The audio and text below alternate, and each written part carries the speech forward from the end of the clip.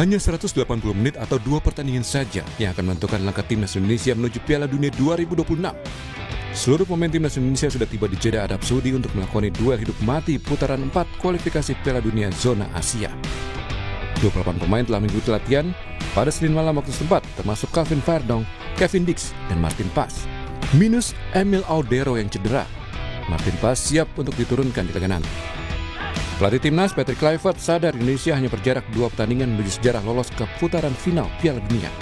Karenanya pelatih asal Belanda itu meminta anak asuhnya lakukan yang terbaik di 2 laga nanti. Itself, play day, and you know that's the most important thing. You prepare them, but the day itself, the execution needs to be good. Set pieces, ball possession, ball loss, everything needs to be on fleek because we're 180 minutes plus away from the World Cup. So our aim is to do our thing and qualify. Pengamat sepak bola memprediksi pada 2 laga melawan Arab Saudi dan Irak, timnas kemungkinan akan menggunakan formasi 4 back. Indikasi ini terlihat saat skuad Garuda menggunakan formasi tersebut di 2 laga uji coba terakhir menghadapi Taiwan dan Lebanon. Analis sepak bola Iksan Mahar bilang, Kluivert punya kepentingan menunjukkan gaya bermain yang disukainya. Formasi 4 back akan jadi pilihan di mana timnas bermain sedikit lebih menyerang. Namun kata Iksan, formasi ini menyisakan kelemahan saat transisi negatif, yakni saat tim sedang menyerang lalu tiba-tiba harus bertahan karena kehilangan bola. Maka diperlukan pemain jangkar yang pintar dan kuat dalam memutus aliran serangan lawan. Peran ini bisa dimainkan Joey Pelopesi yang bertugas lebih ke belakang, sementara Tom Haye bisa fokus membangun serangan. Kita perlu memang benar-benar gelandang yang bisa benar-benar tidak cuma mengontrol tapi juga menjadi filter serangan, karena itu yang akan sangat penting ketika gaya main Patrick yang dengan 4 back yang otomatis akan lebih ofensif. Kita butuh pemain yang benar-benar bisa menjaga kedalaman dan juga menjaga pertahanan kita ketika mengantisipasi serangan balik lawan yang tentu sudah menjadi pelajaran kita ketika melawan Australia dan juga melawan Jepang. Kita kewalahan menghadapi transisi positif lawan yang cepat terutama dari kondisi sayap. Iksan menilai duet Jay Itzes dan Kevin Dix sangat pas mengisi posisi center back. Apalagi keduanya juga bermain dengan formasi 4 back di klubnya masing-masing. Duet Jay, Kevin diharapkan tampil solid membantu penjaga gawang yang mungkin diisi Martin Pas. Laga melawan Arab Saudi menjadi krusial, minimal mendapat poin. Sudah merupakan capaian timnas sebagai modal di laga melawan Irak untuk menuju Piala Dunia 2026. Tim Liputan Kompas TV. Saudara, apa yang mesti dilakukan timnas Indonesia di 2 laga hidup mati melawan Arab Saudi dan Irak menuju Piala Dunia 2026? Kita ulas bersama mantan pemain timnas Aji Santoso yang sudah bergabung via Zoom bersama kita. Mas Aji, selamat pagi. Selamat pagi, Bung. Terima kasih Mas sudah bergabung. Dan juga di studio ada pengamat sepak bola Gita Suwondo. Bung Gita, selamat pagi. Selamat pagi, Mario. Dan Ketua Paguyuban Supporter Timnas Indonesia yang juga bergabung bersama kita di studio, Ignatius Indro. Mas Indro, selamat pagi. Pagi Mas Mario. Ini Mas lumayan ini juga merinding juga nih. 2 pertandingan. Menanti-nanti. Tapi saya ke Mas Aji. Mas Aji melihat skuad timnas kita. Tapi sebelum saya masuk lebih teknis, mau nanya, ini pertandingan ini kan lumayan juga sangat-sangat penting tidak hanya bagi pemain timnas tapi juga bagi seluruh masyarakat Indonesia yang menanti-nanti punya harapan besar lolos ke Piala Dunia. Biasanya Mas, pertandingan penting begini, suasana di dalam timnas ataupun mereka yang sedang bersiap staff itu seperti apa Mas kondisinya? Iya, situasi ini juga sering saya alami ketika saya menjadi pemain dulu. Tentunya saya yakin pemain-pemain juga sebenarnya juga kepingin cepat waktunya tiba untuk bisa menampilkan sebuah permainan yang baik. Yang kedua juga pemain-pemain ini juga menjelang pertandingan biasanya setelah meeting mereka santai-santai dengerin musik, benar-benar rileks karena pertandingan nanti malam itu kan pertandingan yang sangat menentukan, di mana hanya berjarak 180 menit kita bisa menjadi salah satu peserta di Piala Dunia kalau bisa memenangkan pertandingan di Arab Saudi tersebut. Jadi menurut saya pemain juga ya tentunya senang lah, pastinya senang karena ini kan juga merupakan satu pertandingan yang bersejarah.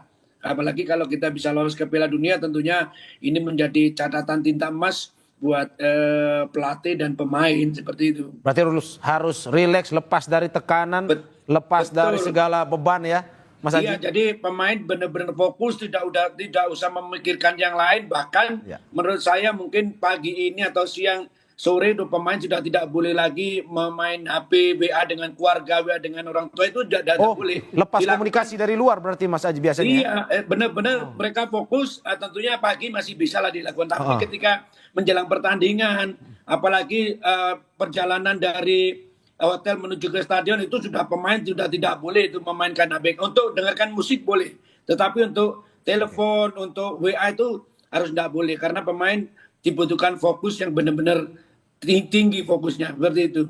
Oke, saya ke Bung Gita. Bung Gita, ya tadi kalau cerita pengalaman sebenarnya Mas Haji, bahwa ya betul juga harus rileks dan segala macam. Tapi kalau soal lebih ke teknis, misalkan kita berbicara skuad timnas ini lengkap tanpa, kalau yang kita tunggu-tunggu, Emil Audero kipernya.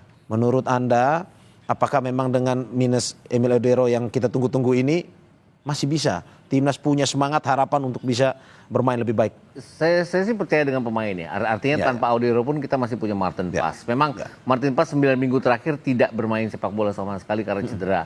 Tapi kan secara agilitas, secara kesiapan dia kan pemain profesional yang pasti sudah siap jika dipanggil. Kemudian kalau kita mengacu ke September 2024, pertandingan pertama kita di putaran ketiga melawan Arab Saudi, penjaga gawangnya kan Martin Paes. Martin Paes ya. Dia melakukan sampai ada 5 penyelamatan, salah satunya penalti. Walaupun penalti itu terjadi karena blundernya dia juga, tapi dia memperbaikinya dengan penyelamatan. Kemudian banyak sekali penyelamatan Martin Paes yang dia lakukan melawan Australia contohnya di GBK. Kemudian melawan Arab Saudi pada saat kita menang 2-0 di GBK. Jadi 2 pertandingan kita terakhir melawan Arab Saudi di mana kita draw di Jeddah dan kemudian menang di GBK, itu ada Martin Paes di bawah kita. Jadi pasti saya pikir untuk mengganti Emil Audero pun ini sosok yang sangat pantas. Apalagi materi pemain kita juga bertabur pemain bintang, Jay Itzes, Calvin Verdong. Menurut Anda langkah kita lebih mulus? Kalau mulus pasti tergantung dengan Arab Saudi. Karena uji coba terakhir harus diakui bahwa uji coba terakhir kita melawan Lebanon, apa yang coba dipraktekkan oleh Patrick Kluivert dengan 4-3-3-nya, 4-2-3-1 saat itu, nggak berjalan mulus di sepertiga lapangan pertandingan lawan. Artinya kita oke di pertahanan kita oke di tengah, kita menguasai jalannya pertandingan, tapi pada saat kita harus melakukan penetrasi ke daerah pertahanan lawan, kita mentok dengan hanya tidak bisa melakukan end passing, tidak ada shot on target sama sekali. Padahal kan ujian melawan Lebanon itu bagaimana kita menghadapi negara-negara Jazirah Arab untuk mencoba menekan ke pertahanan mereka. Itu yang tidak terjadi, dan Lebanon juga tidak keluar menyerang sehingga tidak ada ujian kepada pertahanan kita juga. Oke, saya kembali ke Mas Haji. Mas Haji, dengan materi pemain kita seperti yang tadi sudah dijelaskan oleh Mas Gita, menurut Anda lebih mudah bermain bagi kita, lebih mulus atau masih menunggu juga? Seperti yang tadi Mas Gita bilang, Arab Saudi juga berbahaya juga nih. Ya, kalau materi, kita bicara materi pemain saat ini menurut saya memiliki materi yang sangat luar biasa, di mana pemain-pemain kita adalah pemain-pemain yang menjadi andalan di setiap klub. Semua pemain, hampir semua pemain kan, terutama pemain starting line up-nya itu pemain-pemain bintang semua gitu. Tetapi jangan lupa bahwa lawan kita Arab Saudi juga tim yang bagus gitu. Mereka juga memiliki suatu tim yang bagus, individual pemain-pemain yang bagus. Tetapi menurut saya bahwa kedua tim ini memiliki kesempatan yang sama. Mungkin hanya keuntungan yang diperoleh oleh Arab Saudi lah mereka main di kandang. Tetapi tidak perlu berkecil hati karena tim kita pernah menahan seri di sana dan bisa mengalahkan di GBK. Tentunya ini akan menjadi satu modal kepercayaan diri baik pelatih maupun pemain. Ini yang harus bisa kita manfaatkan gitu. Dengan main di kandang aja bisa mencuri poin kan begitu. Jadi menurut saya pertandingan nanti malam itu kualitas pemain menurut saya berimbang 50-50 kalau kualitasnya. Tetapi itu tadi yang saya sampaikan bahwa ada sedikit keuntungan buat tim rumah karena mereka main di kandang. Seperti itu. Oke, saya ke Mas Indro. Mas Indro, kalau dari supporter sendiri melihat materi pemain yang dipanggil oleh Patrick Kluivert versus Arab Saudi malam nanti, apa analisanya? Iya, kalau kita memberikan kesempatan buat Patrick Kluivert untuk memilih para pemainnya. Seperti misalnya kita kehilangan Marcelino, lalu itu hak dari Patrick Kluivert ya. Yang pasti kita berharap bahwa pemain-pemain kita ini jangan ada beban mental untuk bermain di Arab Saudi ya. Walaupun memang ekspektasinya begitu tinggi terhadap mereka. Ini jangan jadi beban untuk mereka. Ya, ya. Nah ini yang kita harapkan bahwa ekspektasi tinggi ini tetap harus realistis ya, karena kita menghadapi Arab Saudi yang sebagai tuan rumah dan apalagi wasitnya juga berasal dari Kuwait gitu ya. Nah ini kan jadi faktor non teknis yang agak sulit mempersulit kita. Tapi yang pasti kita berharap pemain-pemain kita bermain lepas, tanpa beban gitu, dan menunjukkan permainan terbaik mereka. Oke, berarti secara kualitas kita sama Arab tidak kualitasnya sama ya, sebanding. Tetapi faktor non teknisnya itu kalau yang dilihat oleh supporter bahwa wasit, bermain di kandang Arab Saudi juga, ini yang betul. Sedikit menyulitkan ya. Iya betul. Oke, saya ke Mas Gita. Kalau berbicara formasi, karena saya baca banyak bahwa 4-3-3 paling cocok dengan materi pemain ini. Patrick Kluivert susunan pemainnya 4-3-3 pada malam hari ini. Menurut Anda 4-3-3 atau bagaimana? Kalau melihat squad yang ada, iya. Tapi balik-balik lagi ke September 2000, saya selalu mengacu ke mengulang balik pada saat kita menahan imbang Arab Saudi. Kemudian mengalahkan Arab Saudi. Pertama kalinya dalam sejarah kita mengalahkan Arab Saudi. Itu apa? Kita mampu melakukan dua metode permainan yang saya pikir juga ini karena kepayawan pelatihnya ya. Melawan Arab Saudi, babak pertama kita menekan, kita dapat 1 gol. Kemudian ujuk-ujuk nggak tahu datang dari mana, tiba-tiba ada gol balasan dari Arab Saudi. Itu kemudian Sintayong memaksa kita untuk main bertahan di babak kedua. Dan itu terbukti berhasil. Jadi artinya 3-4-3-nya Sintayong itu yang membuat kita memenangkan 2 laga ini. Kemudian laga di GBK contohnya.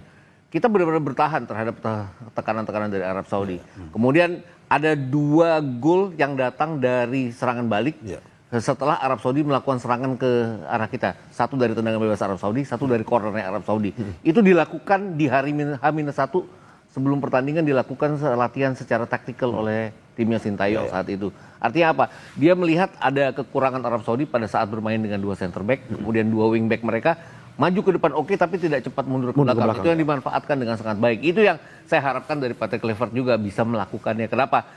Kalau dia pakai 4-4-2, 4-3-3, artinya 2 center back, kita kan juga akan menyerang sama dengan halnya Arab Saudi menyerang kita pada saat kita mengalahkan mereka di GBK. Jangan sampai terulang lagi ke salah seperti itu. Kita harus cepat melakukan transisi pada saat kita ditekan. Jangan sampai kita terjebak dengan permainan ofensif seperti halnya melawan Australia, kemudian kita dihukum dengan gol-gol Australia. Berarti maksud Anda lebih waspada dan mengandalkan serangan balik? Betul, karena transisinya Arab Saudi ini cepat. Bahkan pada saat mereka imbang 1-1 dan kalah 0-2 dari kita, mereka cepat melakukan transisi. Tapi kita cepat menutup pertahanan kita dengan baik saat itu. Oke, berarti 3-5-2 tidak cocok sebenarnya untuk di pertandingan malam ini ya? Karena bermain di kandang orang sih. Sebenarnya 3 center back saya sih lebih ini. Tapi kan saya bukan pelatih. Yang pelatih itu Patrick Kluivert sendiri. Dia percaya dengan 4 pot. Apalagi dia punya Kevin Dix, punya Jay Izzez, 2 center back yang punya pengalaman di klub-klub besar Eropa. Saya pikir dia akan mengandalkan itu. Tapi wingback kita, entah Jakob di sana, entah Sandy Walsh di sana, atau Verdong atau Dean James di kiri harus cepat untuk mundur kembali ke belakang. Ya, mengantisipasi serangan balik dari Arab Saudi. Mas Aji? Yes. Formasi yang paling cocok menurut Anda? 4-3-3, 3-5-2 atau melihat bermain di kandang? Cocok dan tidak cocok 4-3-3 atau 3-5-2, tetapi kita harus melihat filosofinya dari Patrick Kluivert.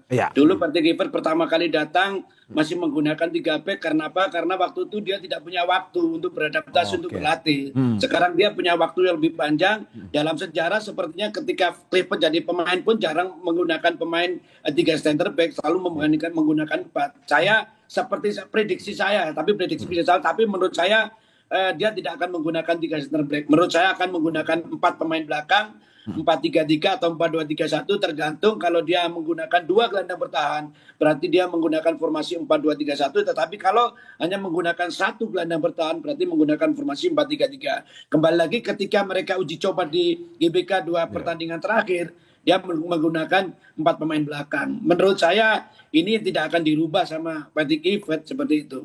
Oke, berarti sama seperti Mas Gita, menurut Anda Indonesia harus lebih menekankan pada serangan balik ya, dan lebih bertahan? Menurut saya tidak bertahan ya.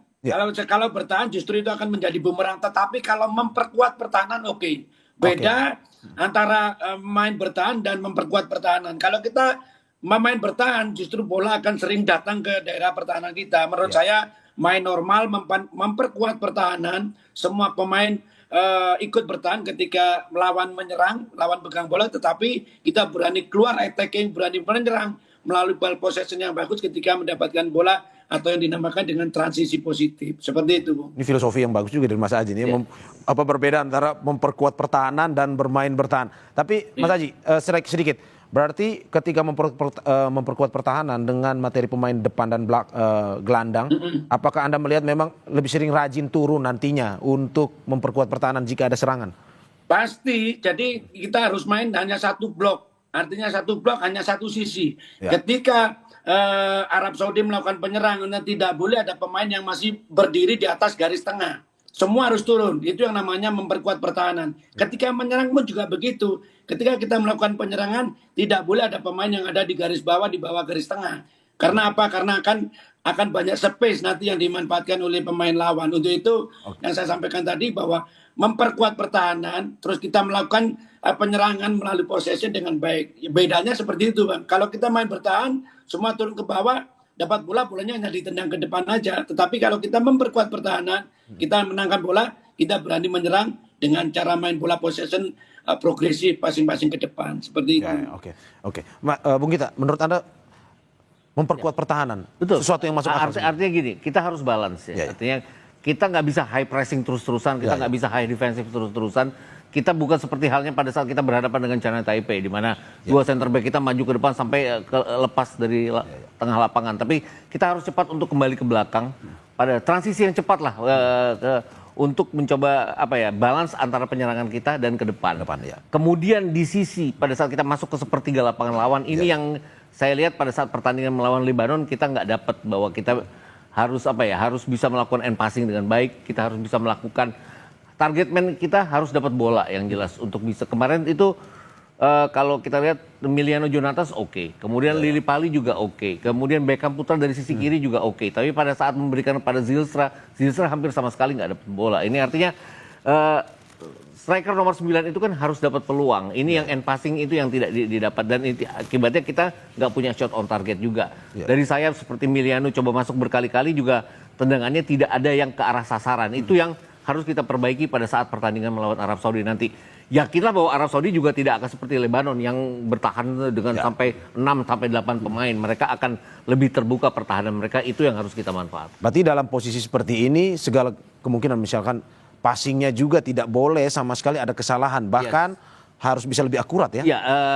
Passing akurasi yang jelas harus akurat. Kemudian penyelesaian akhir yang juga harus akurat. Kita punya Ole Romani yang dalam 4 pertandingan yang sudah dia mainkan, dia bikin 3 gol, 1 dari penalti. Itu yang harus dimanfaatkan. Tapi juga kita tidak boleh seperti halnya pada saat kita berhadapan dengan Australia, di mana kita sangat terbuka dan rentan terhadap serangan lawan di belakang. Oke, saya Mas Indro. Mas Indro, dari supporter sendiri punya formasi pilihan yang cocok untuk dimainkan pada malam hari ini? Ya, kalau posisi sendiri kita serahkan ke Patrick Kluivert. Tapi yang pasti ini bukan lagi ajang coba-coba, karena ini 2 pertandingan yang kalau memang kita mau masuk Piala Dunia, ini adalah 2 final ya.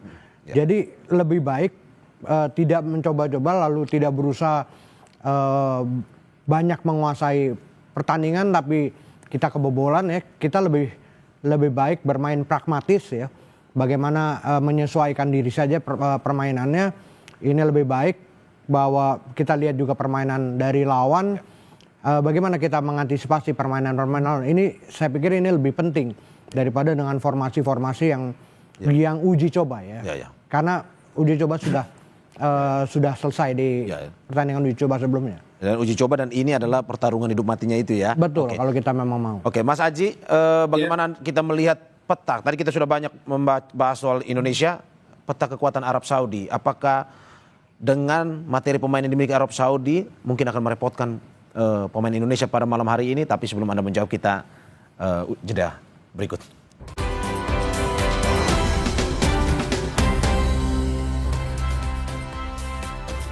Terima kasih masih di Sapa Indonesia Pagi bersama saya Mario Sarong dan juga sejumlah narasumber saya. Ada mantan pemain Timnas Aji Santoso melalui sambungan Zoom dan juga pengamat sepak bola Gita Suwondo serta Ketua Paguyuban Supporter Timnas Indonesia Ignatius Indro. Saya kembali ke Mas Aji. Mas Aji, ada beberapa nama pemain kunci Arab yang ini banyak pemberitaan yang perlu diwaspadai oleh pemain Indonesia. Contoh Firas Albrikan, Muhammad Kano, Hasan Altambakti dan Saleh Al-Seri. ini katanya berbahaya juga buat pertandingan malam ini. Menurut Anda seperti itu dengan materi pemain timnas Arab Saudi? Iya, pemain Arab saya sampaikan di depan memiliki kualitas yang bisa dikatakan sama lah dengan pemain Indonesia. Pemain-pemain kita juga bagus. Artinya apa? Pemain-pemain kita juga harus percaya diri kan begitu, bahwa mereka juga memiliki pemain yang berkualitas bagus.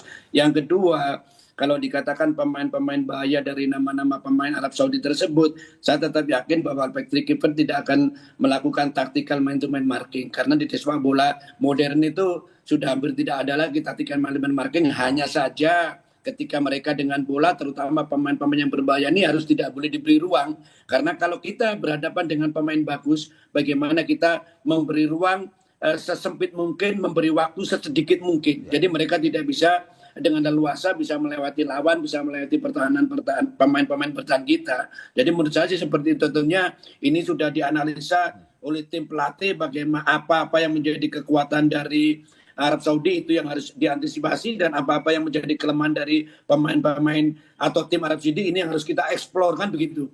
Tentunya ini sudah menjadi pemikiran dari tim pelatih kita, cara main seperti apa yang akan kita lakukan, karena itu tadi. Dan di sini sudah pasti 100% Patrick Kluivert tidak akan mencoba-coba lagi, dia akan menggunakan formasi terbaik, dia akan menurunkan pemain-pemain terbaik yang fit kondisinya, yang malam ini yang benar-benar siap main seperti itu. Mas Haji, menurut Anda berarti lebih baik mana? Misalkan pada malam hari ini pressing ketat atau penguasaan bola yang kita harus tekankan? Di dalam taktikal itu ada namanya fleksibilitas taktikal ya. Jadi kapan kita harus melakukan pressure, kapan kita harus lebih menurunkan tempo, kapan kita harus main possession. Menurut saya yang terpenting adalah bagaimana pemain-pemain kita tidak terlalu cepat kehilangan bola. Kenapa? Kalau kita pegang bola dan selalu cepat hilang, itu akan justru menguras tenaga kita.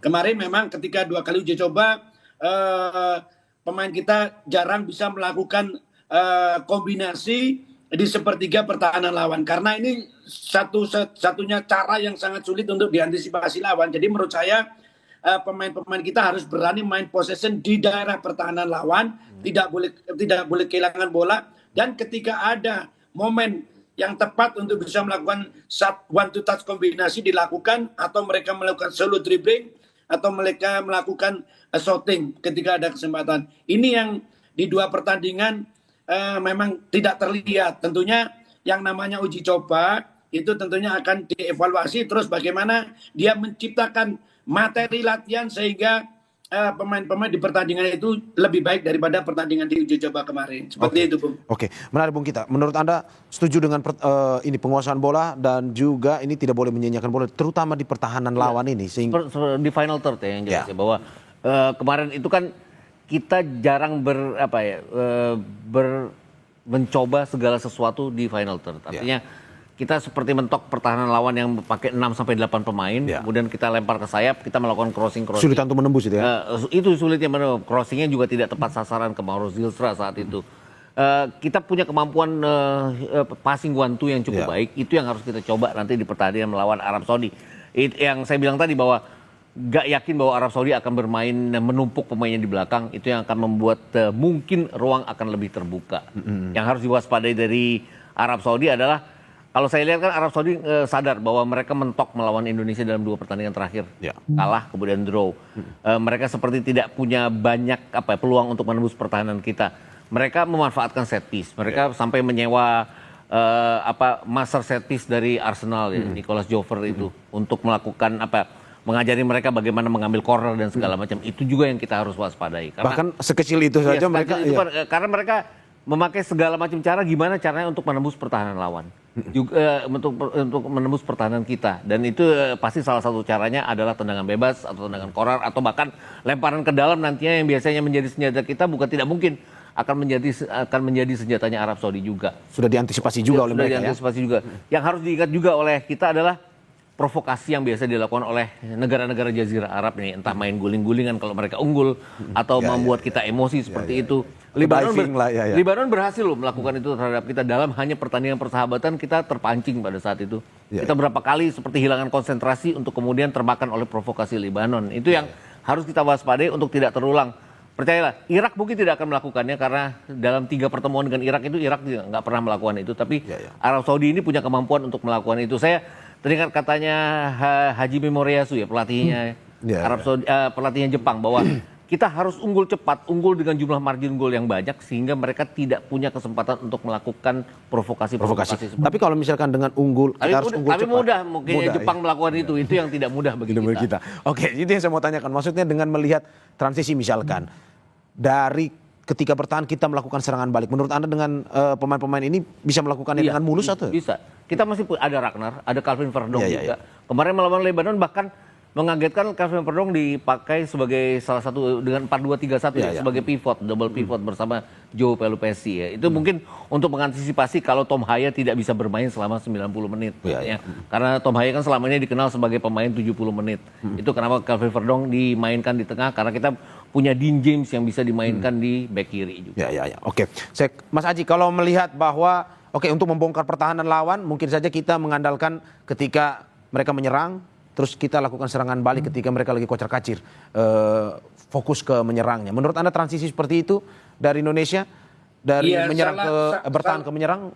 Salah satu senjata sebuah tim adalah kita harus memiliki transisi positif yang sangat cepat ya. Ketika lawan melakukan penyerangan, tentunya organisasi pertahanan mereka tidak terlalu rapi. Nah, bagaimana kita menggunakan transisi positif ini dengan baik? Tentunya ini membutuhkan kecerdasan seorang pemain, membutuhkan kejelian seorang pemain, membutuhkan pandangan awareness yang luas seorang pemain. Karena itu tadi transisi ini bisa menjadikan salah satu senjata untuk tim bisa memenangkan pertandingan gitu loh. Banyak juga nanti bagaimana ketika tim lawan Arab Saudi, saya yakin Alam Rajin juga berpikir juga tentang kita bagaimana cara membongkar pertahanan lawan ketika mereka melakukan compact defense di sepertiga pertahanan mereka.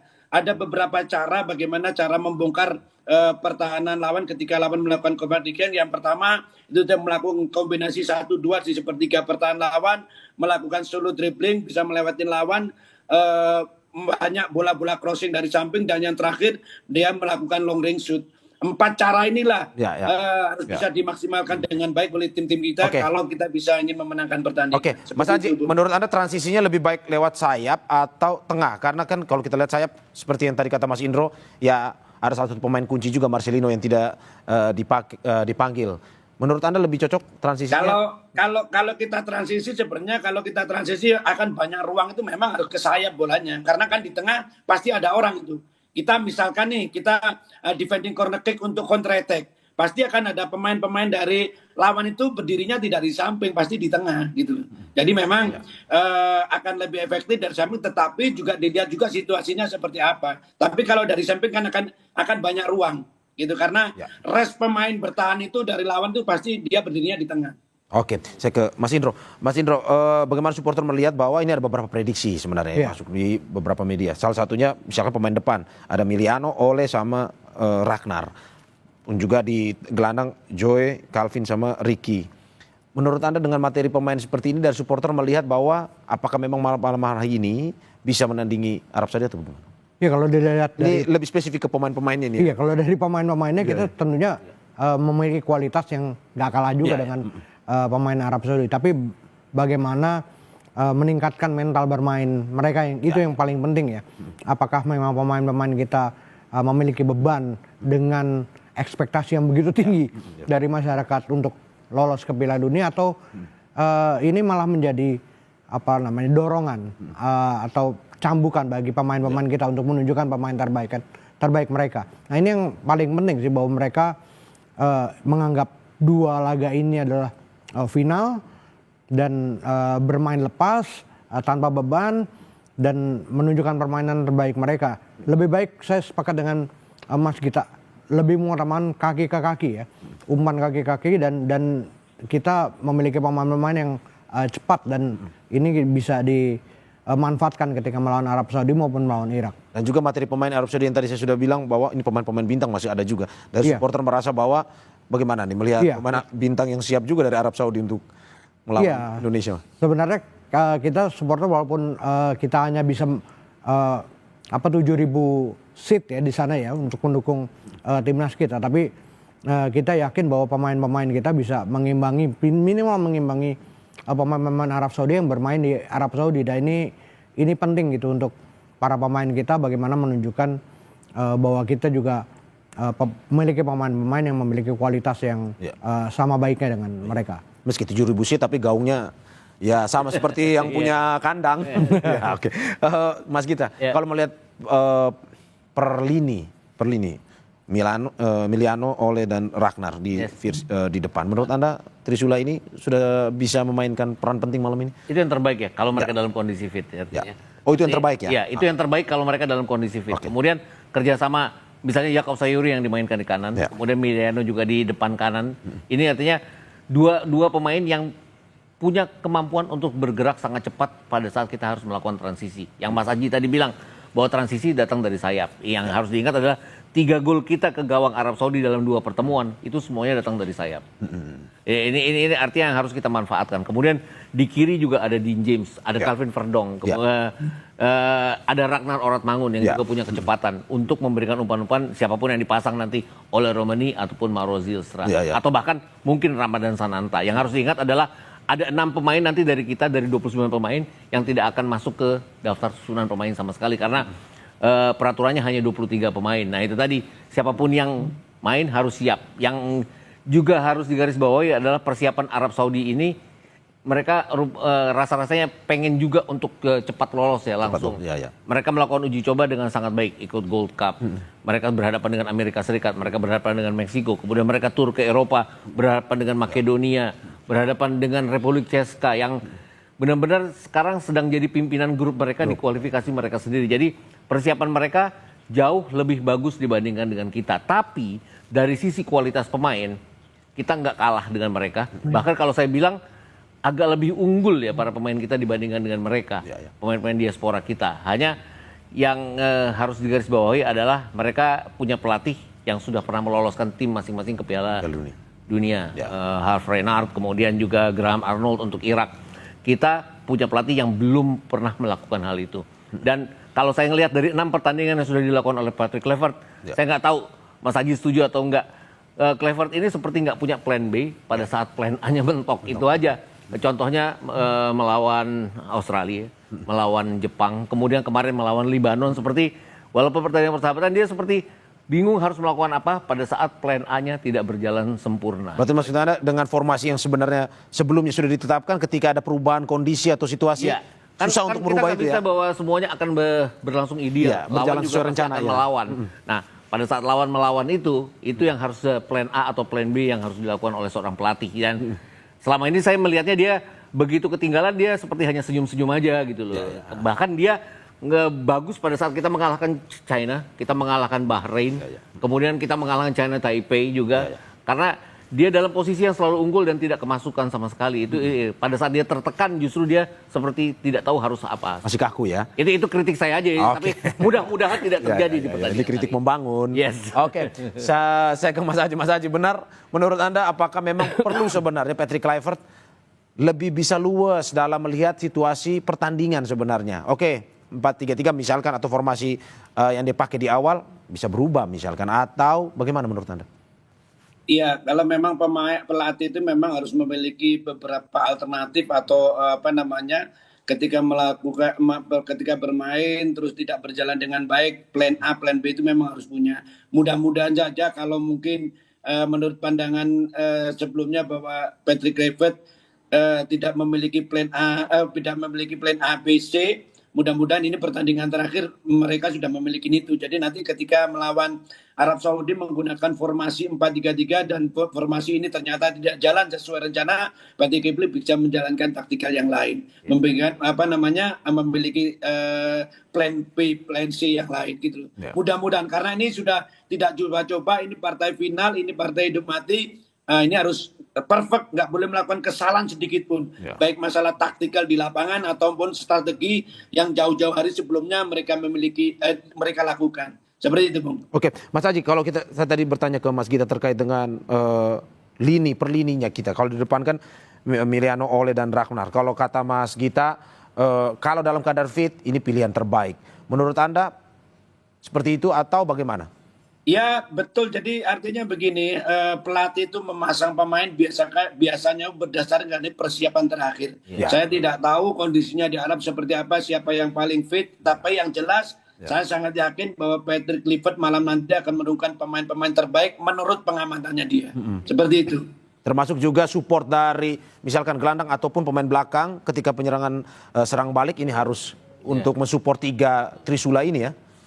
Iya, pasti akan seperti itu. Pasti akan seperti itu. Menurut saya ini sekarang saya yakinlah mungkin dia sudah punya lah plan A, plan B, plan C sekarang, karena ini tadi ini pertandingan yang tidak boleh salah, melakukan kesalahan sekecil apapun akan berakibat fatal seperti itu. Oke, saya ke Mas Indro. Mas Indro, bagaimana melihat mental pemain Indonesia, supporter juga, Pak? Karena Arab Saudi ini kan lumayan ya memetik hasil yang sebenarnya tidak terlalu bagus melawan Indonesia, imbang dan juga kalah. Iya. Mentalnya ada di mana kalau menurut Anda?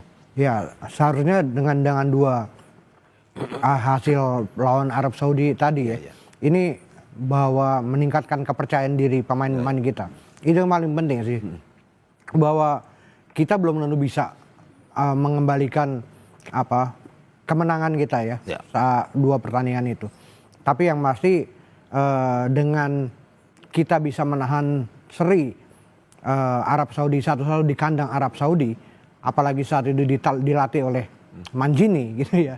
Ini adalah harapan meningkatkan rasa kepercayaan diri pemain-pemain kita. Yang pasti ini bukan lagi ajang uji coba lagi, karena ini 2 pertandingan yang benar-benar menentukan apakah kita lolos atau tidak.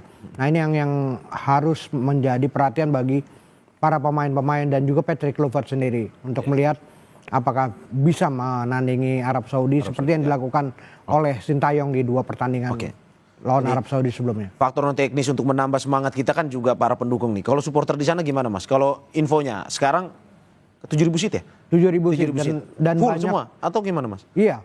Dan banyak juga yang sekalian mengadakan paket umroh sekalian nonton ya. Ini juga banyak juga orang yang mengadakan itu. Jadinya saya pikir 7.000 seat tentunya akan terpenuhi ya untuk pemain ke-12 kita di sana gitu. Oke, sempat berkomunikasi dengan warga kita, teman-teman kita di sana, mungkin ada kendala atau apa untuk bisa menonton laga malam ini? Sejauh ini saya belum melihat ada kendala untuk menonton laga itu 7.000. Mungkin kalau misalnya akhirnya karena kita juga banyak TKI di sana ya, permintaan untuk lebih dari tiket yang disediakan untuk away gitu. Ketika datang lebih ini yang mungkin akan sulit diwujudkan gitu. Tapi ketika 7.000 seat ini saya pikir ini pasti terpenuhi oleh supporter kita. Karena sudah banyak teman-teman yang berangkat ke sana juga. Ada yang spesial malam ini, Mas? Chance atau mungkin spanduknya atau? Kalau di sana kita mungkin terbatas ya, karena kita koreonya itu kan sebagai away. Benar. Jadi memang ya apapun yang penting kita bisa dukungan penuh lah kepada timnas ya. Yang pasti supporter akan memberi dukungan penuh. Oke, kalau Mas Gita bagaimana melihat mental pemain Arab sebenarnya? Oke, bermain di kandang, tapi kita punya sisi yang mengunggulkan kita adalah ya mentalnya mereka. Hasilnya tidak terlalu bagus sebenarnya lawan Indonesia. Pasti ada faktor hati-hati juga dari mereka. Itu yang harus kita manfaatkan. Artinya gini, selama ini kan mereka selalu terlihat superior dari kita sebelum 2 pertandingan terakhir ini. Bayangkan mereka hanya 3 kali imbang saat itu, 14 kali mereka mencatat kemenangan. Kita nggak pernah menang sama sekali. Tapi kemudian dipatahkan oleh tim Piala Dunia kita ini dengan 1 kali draw, kemudian 1 kali kita mencatat kemenangan di GBK. Pasti akan ada rasa khawatir dari para pemain Arab Saudi itu ada. Tapi itu bukan itu hal biasa di sepak bola saya pikir ya. Mereka pasti punya cara juga untuk mengatasinya. Yang harus jadi pengawasan kita adalah kita ini tim yang belum pernah menang away di putaran ketiga. Artinya kita itu draw 2 kali itu ya. Itu kita draw 2 kali di tanah Arab, Bahrain dan juga Arab Saudi. Kita kalah 3 kali ya di Cina, di Jepang dan juga di Australia. Dan kalah telak juga di Australia dan Jepang itu. Itu yang harus jadi perhatian kita bahwa prestasi away kita tidak sebagus pada saat kita bermain di kandang kita sendiri. Dan apapun, yaitu tadi yang saya bilang persiapan Arab Saudi lebih oke, tapi dari sisi kualitas pemain-pemain kita sama kualitasnya dengan pemain mereka. Bahkan saya bisa mengunggulkan sedikit pemain kita dibandingkan pemain-pemain mereka saat ini. Mas Aji, tekanan seperti ini melawan pertandingan besar. Apa masukan dari Anda sebagai mantan pemain timnas bagi para pemain agar malam ini tetap luwes, tetap rileks dalam bertanding, sehingga ya harapan kita ya semuanya bisa lolos Piala Dunia juga. Iya, ya yang penting ini adalah pertandingan final. Bagaimana pemain pertama bisa fokus, benar-benar fokus, tidak ada berpikir hal lain kecuali pertandingan nanti malam. Yang kedua, bagaimana pemain bisa mengeluarkan segala kemampuan untuk merah putih, karena itu tadi ini akan menjadi satu sejarah tinta emas yang ditorehkan oleh pemain-pemain dan pelatih kalau kita bisa lolos ke Piala Dunia. Tentunya ini akan menjadi satu motivasi yang besar buat pemain. Setiap individu pemain harus berpikiran how to win, bagaimana untuk bisa menang dalam pertandingan malam hari ini. Itu yang paling penting, Bu. Oke, saya ke Mas Indro. Apa pesan dari supporter bagi harapan besar, tapi mungkin beban itu ya akhirnya berada di pundak para pemain timnas kita. Tapi bagaimana ya masukkanlah kepada pemain timnas kita untuk bisa lebih rileks malam ini. Iya, bahwa pemain-pemain kita harus bermain rileks dan juga jangan menjadikan ekspektasi yang begitu besar menjadi beban bagi mereka. Mereka harus bermain lebih santai dan menunjukkan kemampuan terbaik mereka di lapangan. Karena bagaimanapun juga kita adalah supporter yang juga realistis ya. Ketika bermain di kandang lawan dengan hal-hal non tenis yang demikian berat, kita tahu beratnya pemain timnas kita. Makanya mereka lebih baik bermain santai dan juga menunjukkan pemain terbaik. Mas kita singkat saja. Usulan, masukan buat pemain kita malam ini. Ya, sama ya dengan Indro bermain lepas. Bahwa kita harus jadi sisi permainan kita sendiri. Formasi apapun yang ditampilkan oleh pelatih harus dijalankan dengan sangat baik. Dan itu tadi, balik lagi. Di final third kita harus lethal. Harus bisa finishing. Nggak harus seperti Jepang, tapi setidaknya kita bisa melakukan penyelesaian dengan sangat baik. Terima kasih Bapak-Bapak atas apa yang disampaikan. Semoga apa yang kita harapkan ya lolos Piala Dunia nomor 1. Tapi kita lihat hasil malam ini nanti. Amin. Terima kasih mantan pemain timnas Aji Santoso. Terima kasih. Pengamat sepak bola Gita Suwondo dan Ketua Paguyuban Supporter Timnas Indonesia Ignatius Indro. Terima kasih Bapak-Bapak, sehat-sehat selalu.